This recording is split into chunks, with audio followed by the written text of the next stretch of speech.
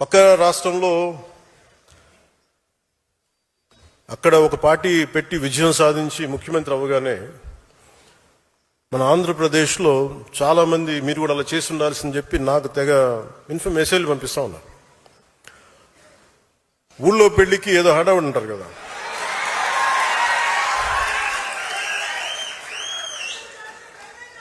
అంటే అంటే ఏంలా ఎలా ఉండదంటే మనకి సందులోనో మన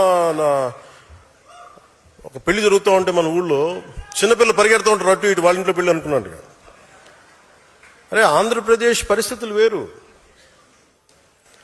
సరే వీళ్ళు చెప్పినట్టుగానే మనం కూర్చొని 2019 నిలబడ్డాం, ఎక్కడ పెట్టారు? 2 చోట్ల ఓడించారు కదా. పోనీ ఎవరైనా నిలబడ్డారు ఆ రోజున నాయకులు అంటే అందరూ పారిపోయారు కదా. సో అందుకని కంపారిజన్ పెట్టకండి. నిజంగా నేను పదవి